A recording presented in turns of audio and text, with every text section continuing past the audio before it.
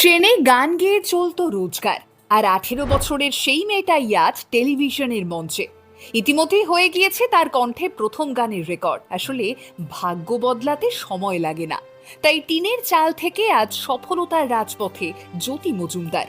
দেবদূত হয়ে জ্যোতির পাশে এসে দাঁড়ালেন এই বাংলার অন্যতম জনপ্রিয় সঙ্গীত শিল্পী কেশব দে। আবার কিডনির অসুখ ধরা পড়ায় ট্রেনে ট্রেনে গান গেয়ে রোজগার করে বেড়াতেন এই যুবতী। ঠিক এমনই একদিন ট্রেনের মধ্যে তার গাওয়া গানের একটা ভিডিও ছড়িয়ে পড়ল নেট মাধ্যমে। কমেন্টে লেখালেখি হলো দ্বিতীয় শ্রেয়া ঘোষাল। আর এভাবেই হয়তো ভাইরাল হয়ে ব্যস্ততার যাতা করে সবাই ভুলে যেত জ্যোতিকে। তবে না, জ্যোতির কণ্ঠে মুগ্ধ হয়ে তার ভিডিও শেয়ার করলেন বাংলার অন্যতম জনপ্রিয় সঙ্গীত শিল্পী কেশব দে।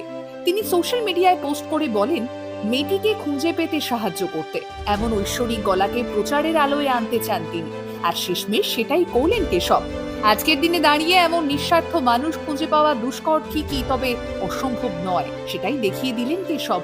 যিনি নিজের সর্বস্ব দিয়ে কোনো ডিজার্ভিং মানুষকে সফলতার সিঁড়িতে এনে দাঁড় করাতে পারেন, তিনি কেশব দে। অন্তত জ্যোতির জীবনে তেমনটাই।